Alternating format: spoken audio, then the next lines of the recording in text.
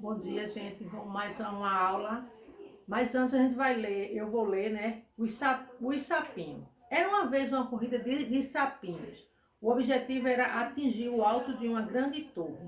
Havia no local uma multidão assistindo muita gente para vibrar e torcer por eles.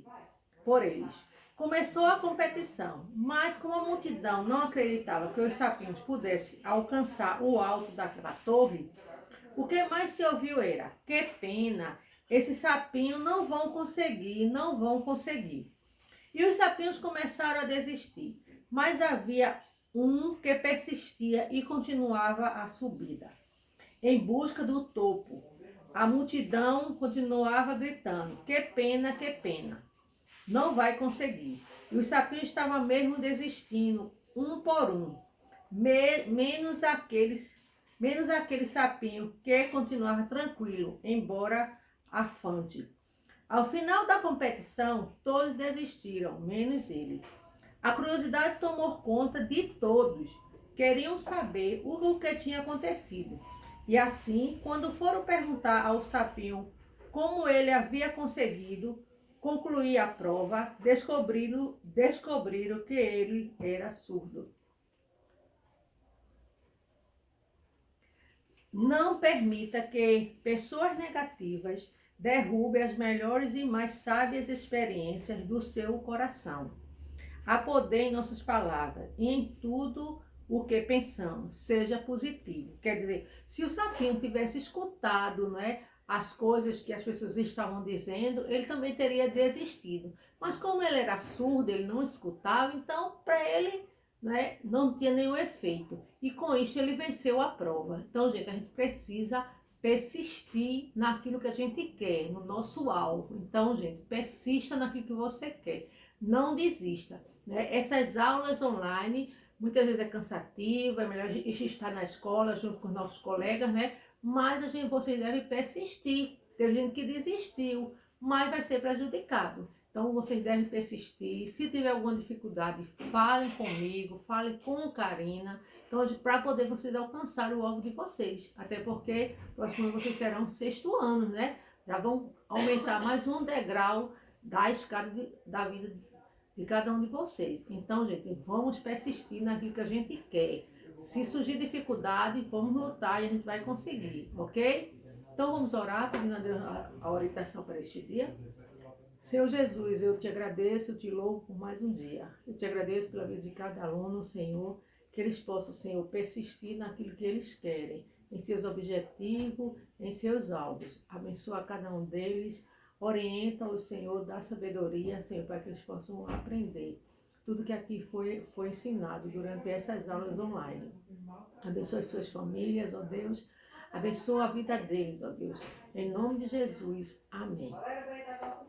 Gente, hoje nós iremos estudar capitanias hereditárias, certo? Então, a aula passada foi exploração infantil, né? Exploração infantil. E hoje nós vamos estudar capitanias hereditárias. A atividade está na página 33 do livro de História. Então, o que foram as capitanias hereditárias? Estão lembrados? Nós já estudamos isso, né, o ano passado. Então, gente, aí aqui no nosso livro diz assim: o rei de Portugal recebeu o relato de Martim Afonso de Souza que a expedição não estava resolvendo os problemas do Brasil. Lembra da questão das expedições, né, que também foi outra forma de ocupar o nosso Brasil. Mas as expedições também não estavam tendo sucesso.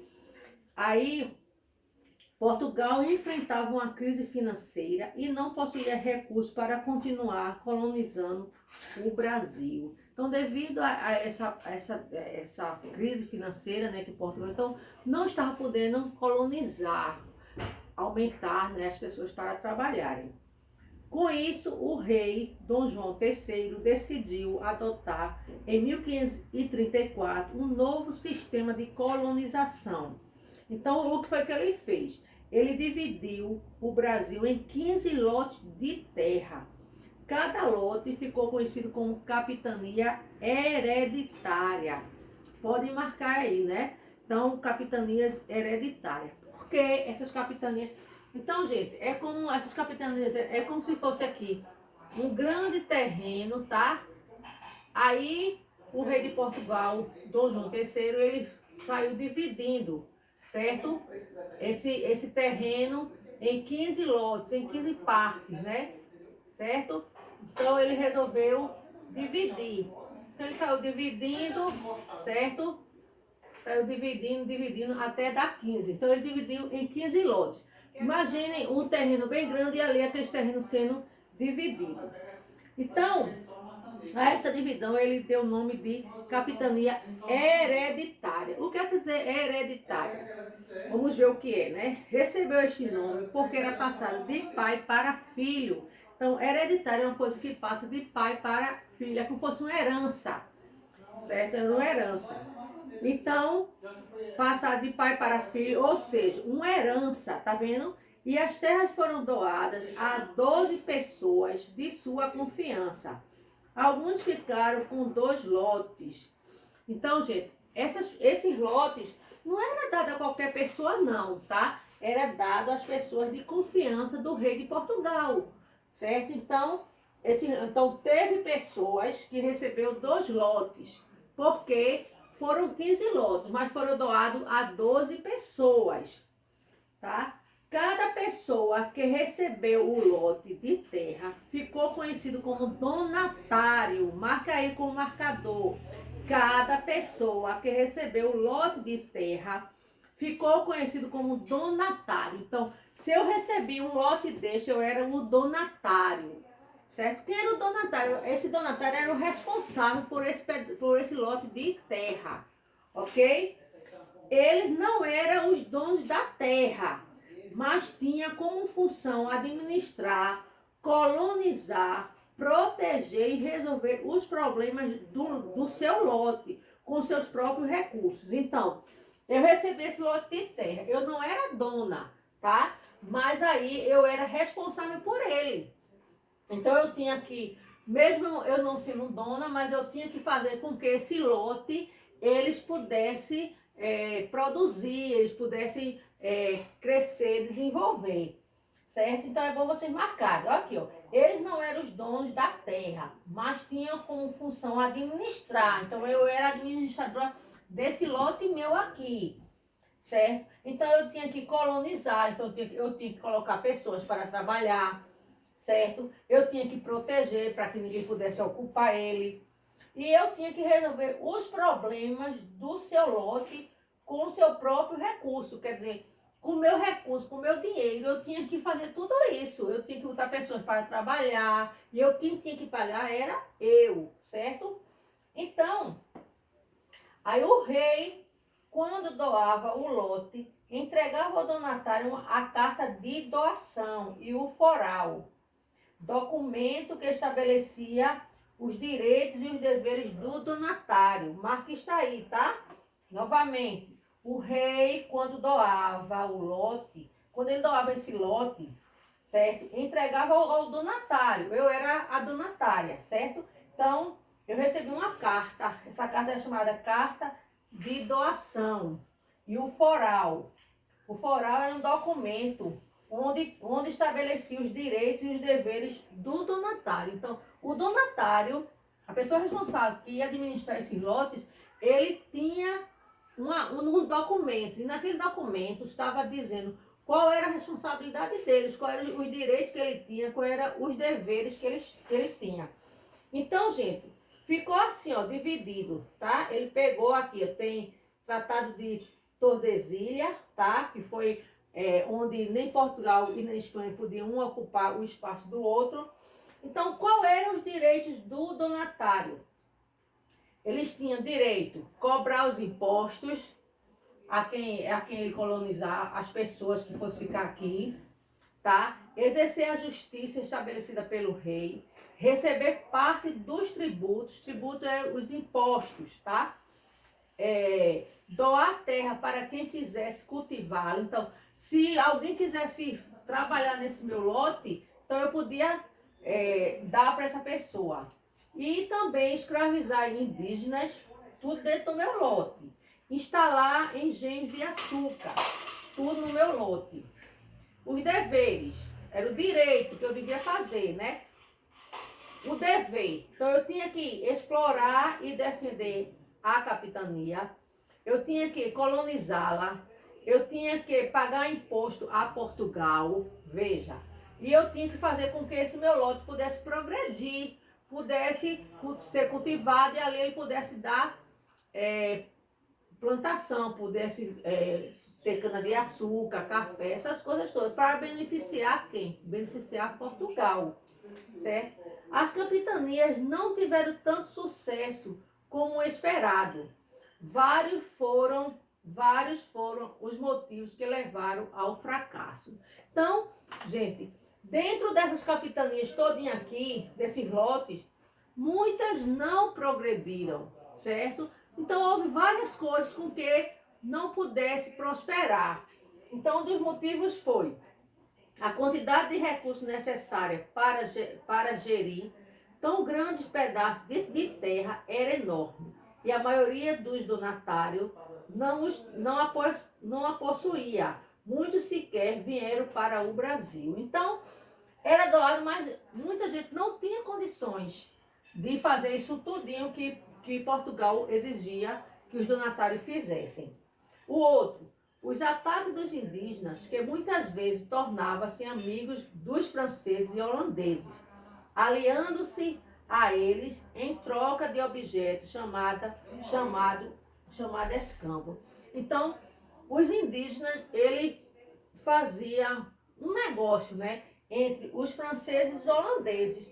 Mas aí, gente, essa troca era chamada de escambo. Então, os franceses e holandeses davam alguma coisa aos indígenas e os indígenas, por sua vez, faziam com que os franceses e os holandeses invadissem os lotes de terra. Só que as coisas que os franceses e holandeses davam aos indígenas não era coisa de muito valor.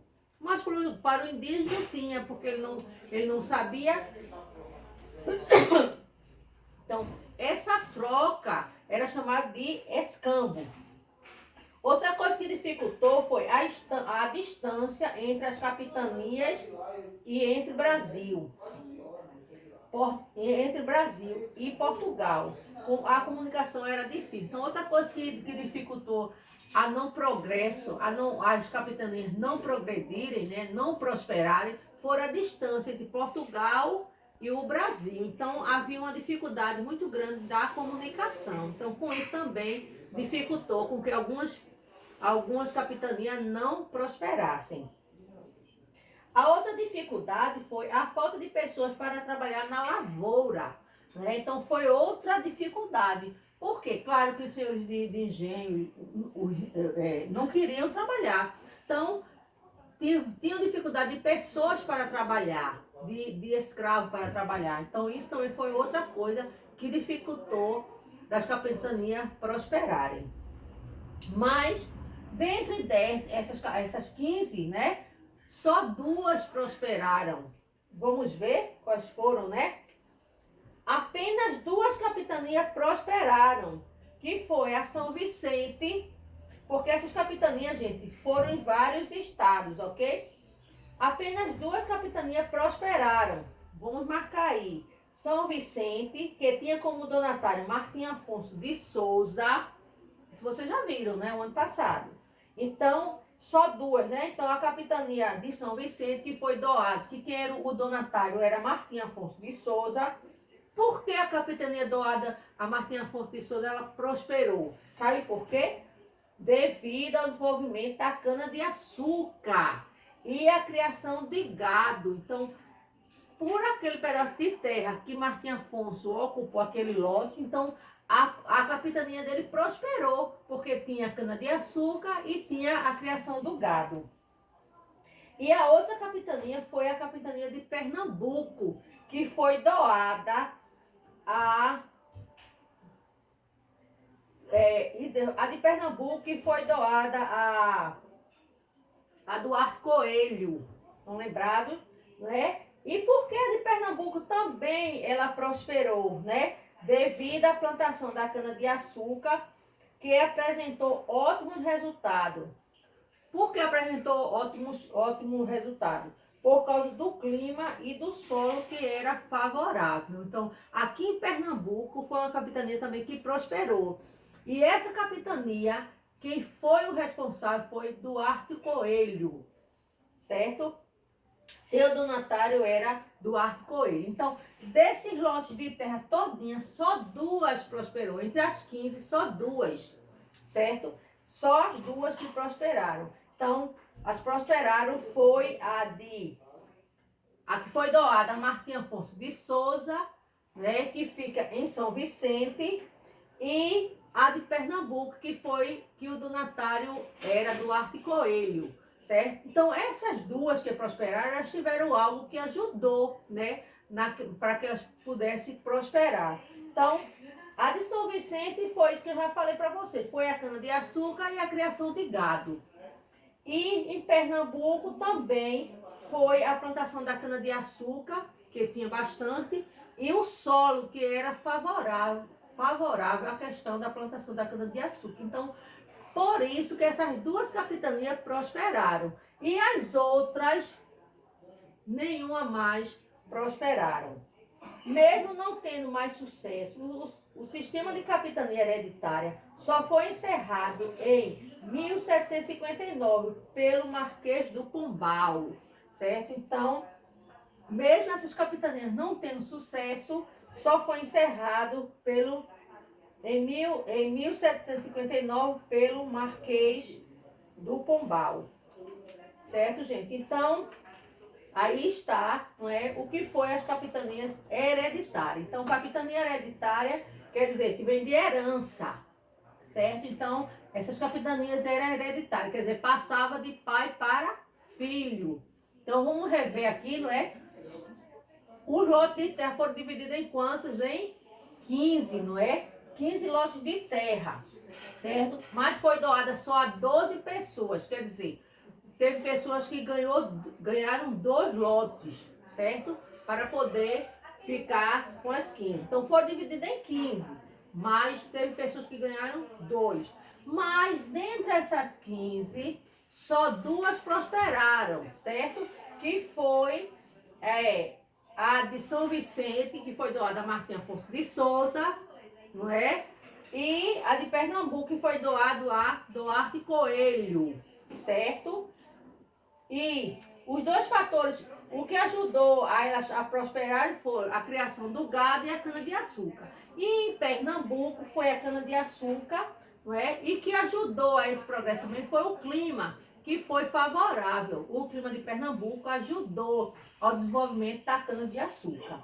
Então, quem recebia esses lotes de terra era chamado de quê? Donatário. Então, as pessoas que recebiam eram donatário. E eles recebiam um documento, que esse documento era chamado de carta de doação, né? E o foral era um documento para eles, ok?